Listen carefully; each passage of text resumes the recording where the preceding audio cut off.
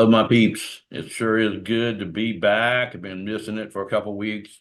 COVID struck the Cordell family and that wasn't fun. And then we traveled down to Miami for a lenders conference and David took over and did a great job. I really appreciate it.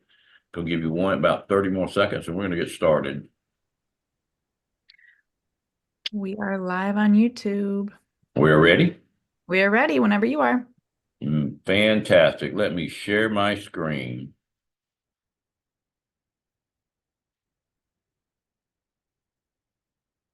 I don't know how people can be IT people. This is okay, good. All right, guys. I like to start off every one of my little trainings with, why our Bank Breezy platform is such an incredible partnership with David Allen Capital. It's an online process, and we are making that better and better and better as the weeks and the months go by. Where it's going to be even quicker. It's already just amazing. We provide the #1 success tool for membership or your clients, which is working capital. You get a commission on every single funding we do. There is no such thing as a client going to that platform and getting funding without a broker involved. It just doesn't happen. We won't allow it. All we ask you guys to do is just get the word out and figure out some ways that you can get in front of more business clients, and they're going to come back 4 to 6 times. It's really happening on a national scale right now for the renewals. What I'm going to talk to you about is simplify to multiply in 2024. I learned an awful lot of things down in Miami, talking to the top lenders. There were a lot of scrubs there that I just would not want to submit a client package to. But we were talking to some of the big lenders, and I read recently in a poll of small businesses done by one of the top 8 lenders that we have, and they did this throughout their customer base and how they fared in 2023. #1, the economy. Their opinion of the economy came back as kind of a mixed bag. 42% of the small business owners are optimistic about their local business expansion hopes, and the rest are real uneasy about what's going to happen in 2024. And our perspective is, and by the way, I did this very quickly, so you may see some quotes that are left off like at the end of the sentence, and that's fine. In the past couple of years, we feel that the only constant for small businesses has been change. While we're likely to face ups and downs through 2024 with certain industries experiencing stronger growth than others, like construction, I think is restaurants going to be there, retail is going to be probably kind of stable. I don't think it's going to backtrack. We've seen that small business owners are resilient. They're passionate about their business, and they're going to adapt regardless of the new circumstances and challenges. But in our view here on this poll, we wanted to kind of say, okay, this is what we're hearing, this is what we're not hearing. There's a lot of questions on the poll, but I wanted to put a few in here that I thought were more relevant, like cost and demand. Given the current economic landscape, adaptability is crucial. Be ready to modify your business model, adjust product offerings, and even redefine your target audience to effectively respond to shifting market needs. That's what the businesses are saying. They just got to kind of shift what they're doing to make it work.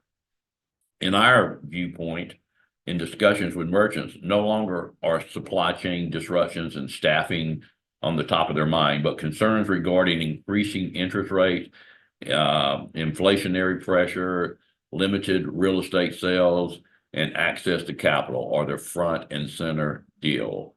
And when I'm talking about limited real estate sales, being able to go out and purchase land or getting the right spot in their particular community.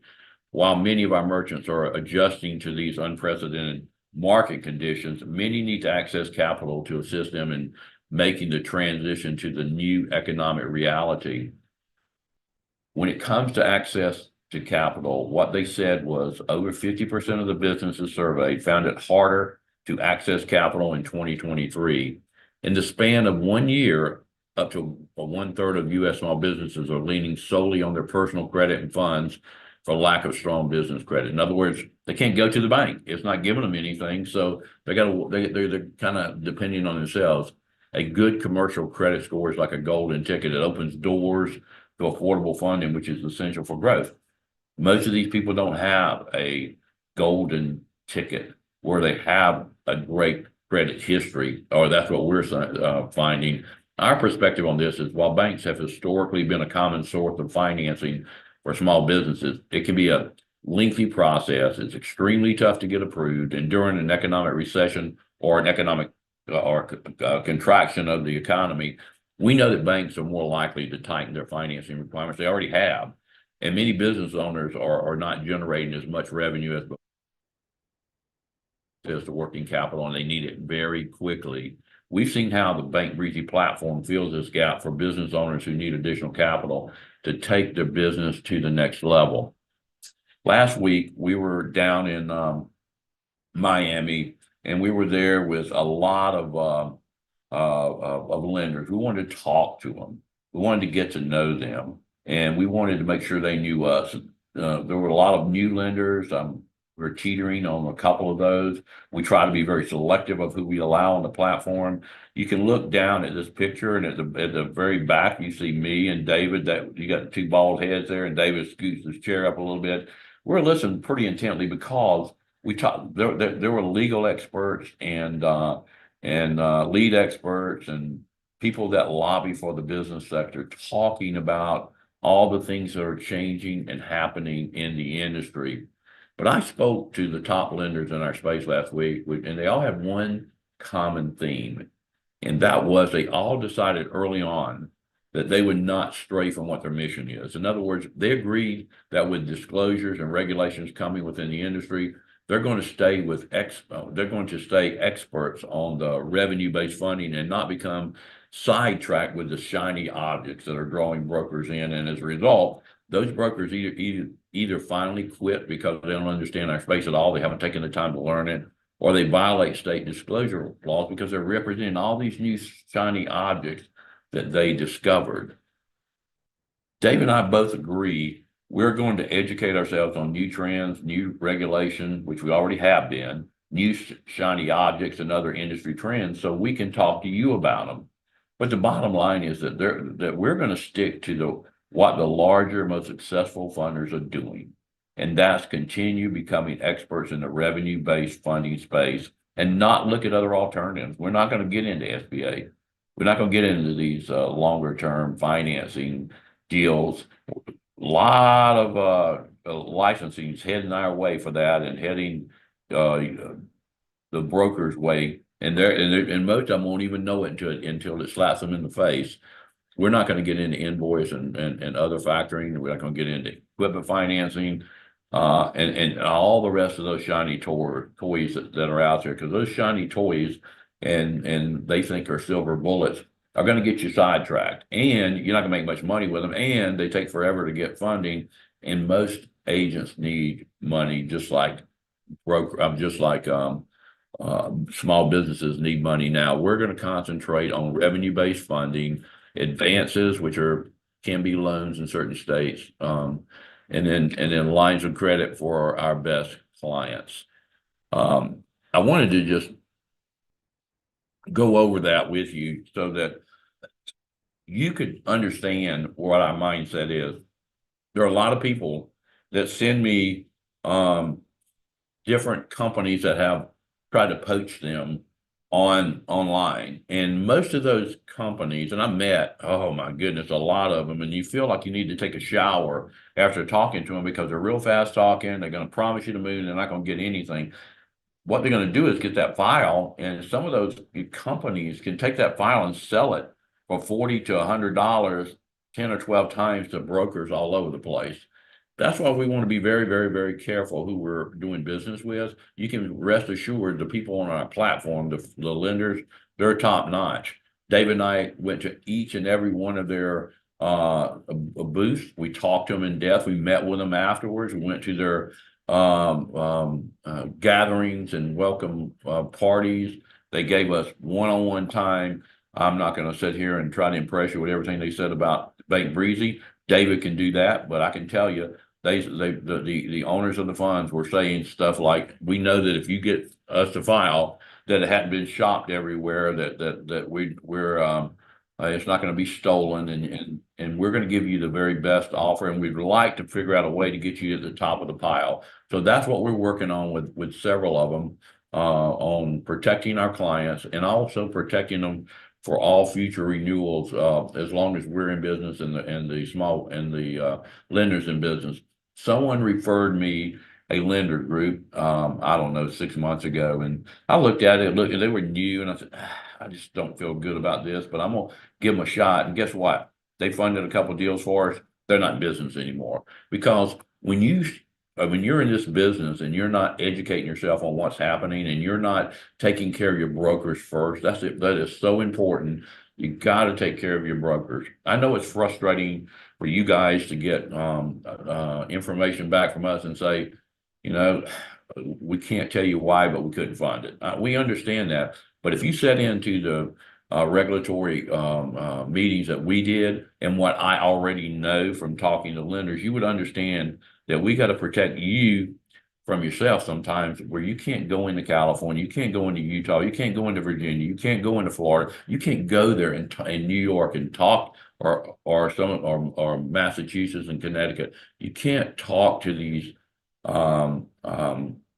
clients and go over rate stuff without knowing what the disclosures are. So we took care of that. You can go out there and find all these people, and rest assured, we're going to do our very best. And another agent was not real happy that a file came in and that we hadn't gotten them an offer yet. It came in yesterday morning. We're still down. The reason is they took a reverse consolidation. Nobody wants to get involved in that. And these are the things that we want you to trust us that we're doing for you. You guys are doing phenomenal. We're starting to get incredible packages for 2024. But and we want to communicate with you. I want to help you all you can, but all that we can. But our team is doing what we're supposed to do the right way. Speaking to the clients the right way. It's not our right way is not to have to sell the deal, it's to be able to present it. You know, the frustrations come, and it's not your fault on this. It's just frustrating that I got one with a $500,000 offer a year, a 1.29 rate. And we were real willing to drop it down to a 1.26 and make almost no money to help them get that, because that would have still been a great funding for a client, but I couldn't get them past the finish line. So I called one of our trusted lenders, and I said, listen, you're one of the high class ones. You got good staff. You do what you have to do to get this thing funded, even if we don't give it 3 or 4 points. Well, I actually know that this particular lender won't take all these points from us, but the fact that I allowed them to call, and then they're going to follow up with me, get the fund director, the person who's putting all the money in, one of those type people that have the right to make these decisions. And we're trying our best to get that one funded for you. So without any further ado, I don't know if David's on and listening, or if you guys have any kind of questions, I'm here to answer them for you.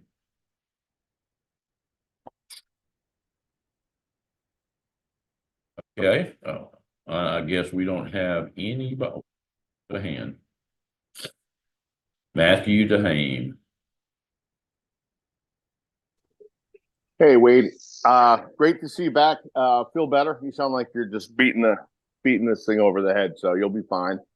Yeah, I'm still fighting. I'm still fighting my chest and all, but I'm getting through it. All right.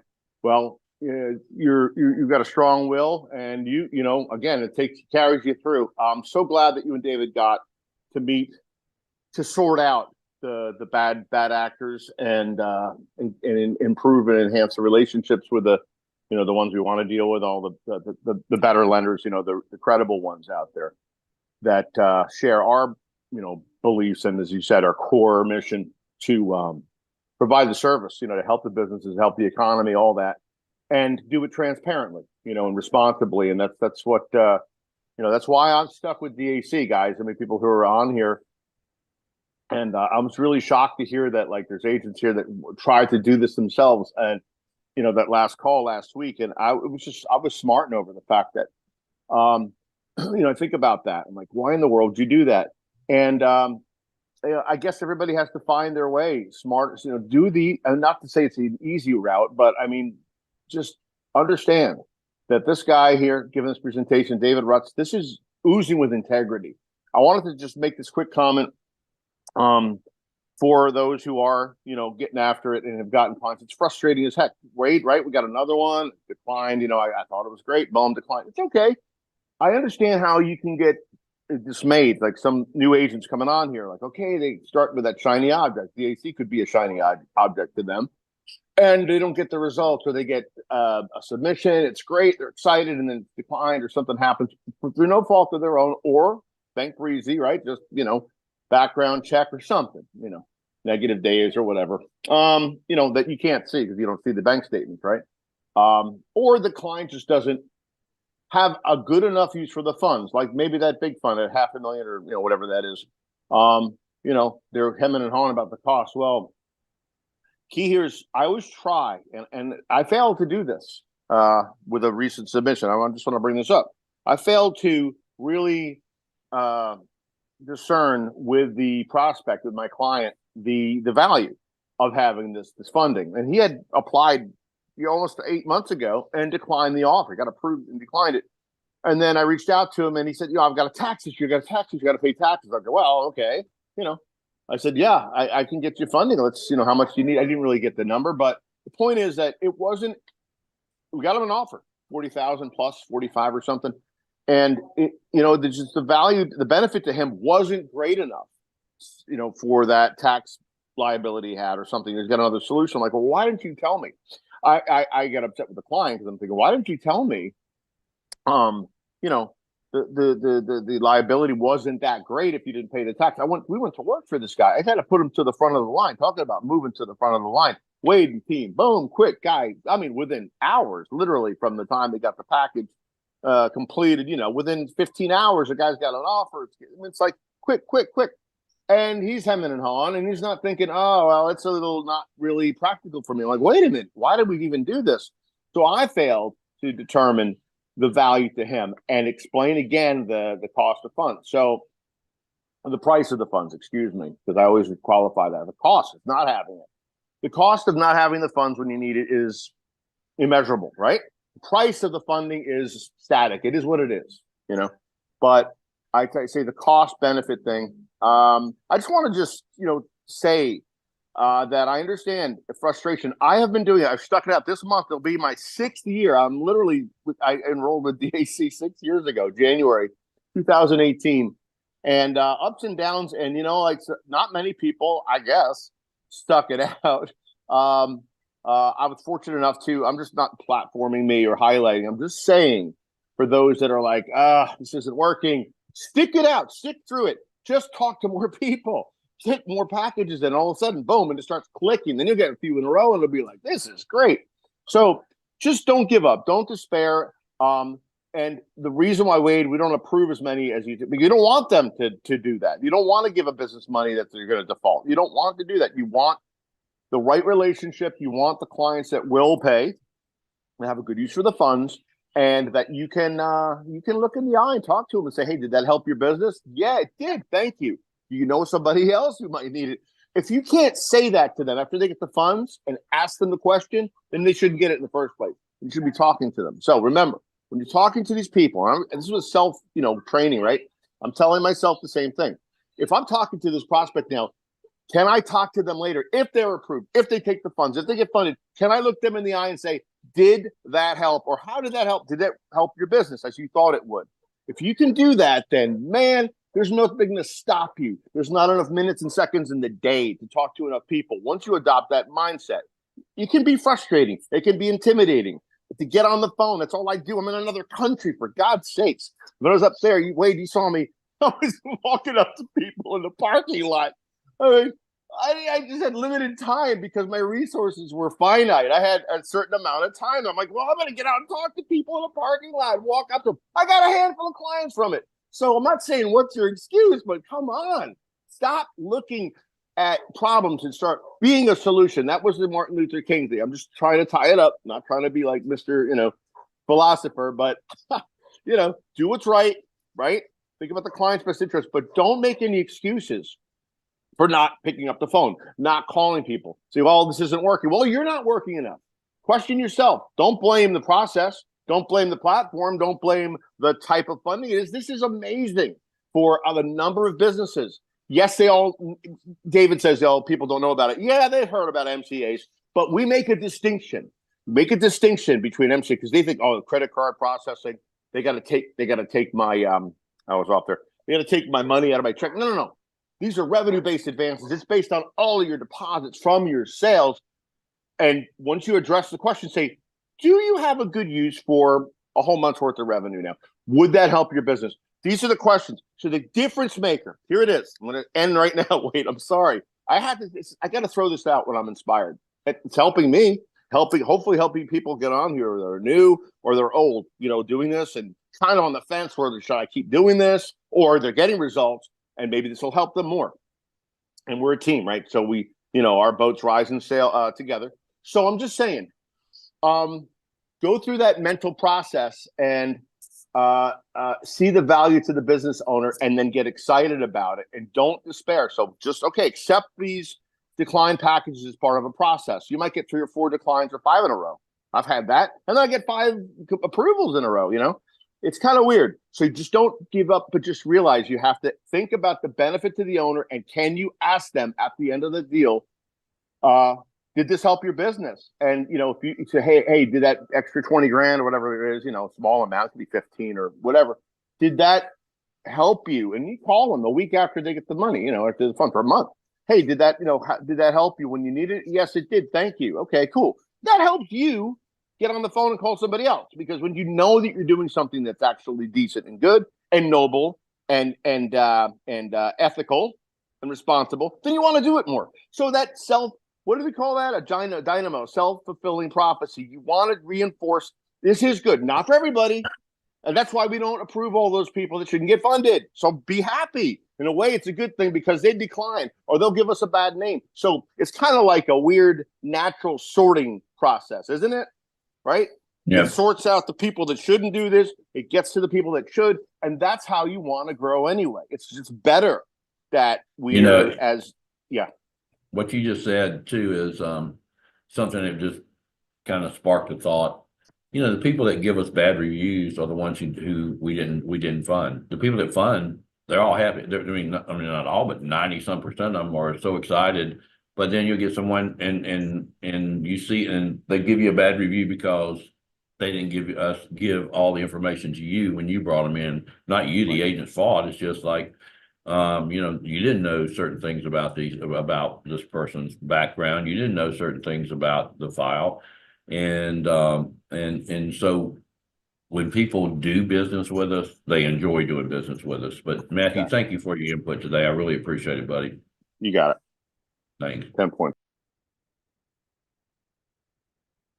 We got Chris Sanchez. Hey, Wade, how are we doing today? Good. How you doing? Good. Just for clarification, first question, are we going to be sort of steering away from equipment financing now?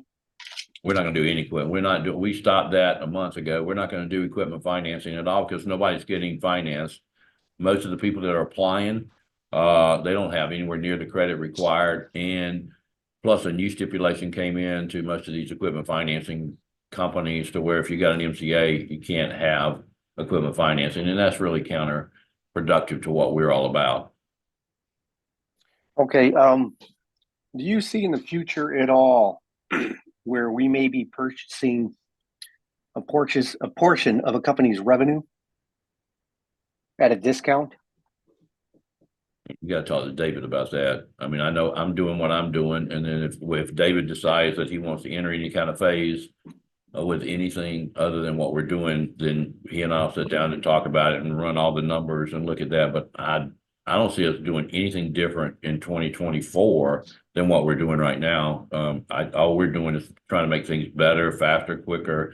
And we're going to stay focused on revenue-based funding because it's an incredible business. When I'm down there and I see these brokers that can't even carry the suitcase of a Matt DeHame or Chris Sanchez or an Ellen Wynn, I have to, in my mind, say, and I see what they're claiming to have earned. And I know for a fact, I look at them and said, there's no way I would do business with this person. And most of the lenders say the same thing. With the class of people that we got, I just think that 2024 could be to the moon and back. And what about lines of credit? And the reason I We're bring doing- this up, Go ahead. No, go ahead. I just was at a meeting in southeastern Michigan with a couple bankers, and they had mentioned that actually in the beginning September, right after Labor Day, he says we probably called up 80% of the businesses that had lines of credit, and we pulled it from them. Yep. That's And true. he says if you guys are into that space and you think you can, I guess, bring some growth into that area, he goes, sure, I'll give you referrals, but I don't know of anybody right now who's having it easy with lines of credit. No, I mean, I just did a 60 or offered a 60,000 line of credit for someone that's in the construction bit, not construction, but something. I forgot the name of the business, what the business was into, but it's a really it was I thought a difficult industry, and we're getting those, but I mean, you got to have, just like a bank, I mean, you got to have really, really good credit to get them. You got to have up there around that 700 mark to really get lines of credit right now. But you said it. I mean, there's 80–90% of every line of credit on the planet is being pulled. If a business has a line of credit and they got a relationship with the bank, they really, really, really need to cultivate, work that, and continue with that relationship, because lines of credit are very, very difficult to get, and yet we're doing it. And I did meet with a company that specializes in that. One of our A lenders introduced me to them. So we're walking through what it takes to do that, because I don't want to overpromise and under-deliver on another line of credit that can't be done. But we're getting, I mean, David would tell you, probably a dozen draws from lines of credit every week or more. And so it's still out there, Chris. It's just not easy to obtain. But then, by the way, that's why revenue-based funding is so special, because the people still need the money, even though they can't get, and especially if they lose their lines of credit. No, I had mentioned to David on the last call, everything that he does, Bank Breezy does, it truly is a blessing, because when you start looking into this area of revenue funding, the shortage of companies that are aware of what we provide, it is unbelievable, truly unbelievable. And it is, and for all of us DAC agents, we really have to take the time to understand this industry if we want to grow in it, because it is a phenomenal industry. I mean, just the discussions I'm having, it's so, it's unbelievable. I can't even imagine what you and David see, but it's 2024 is going to be an incredible year. I see that for all of DAC. Yep. Thank you, Wade. Thank you, man. Okay, I'm gonna give you my closing statement, then we'll wish you guys a great weekend. We are truly going to simplify to multiply in 2024, especially all throughout DAC, but especially through the funding side of things. And here are a couple of thoughts. If you're in a local community, you need to get to know a local banker. Talk to that banker, tell that banker what you're doing, how you're doing it, and he's getting, like you heard Chris, 80% of them are being declined for their, or they're taking, they're pulling in all the lines of credit with a lot of banks. That's happening nationwide, especially with the big boys. And the ones who can keep the lines of credit don't really need them. That's what's so ironic.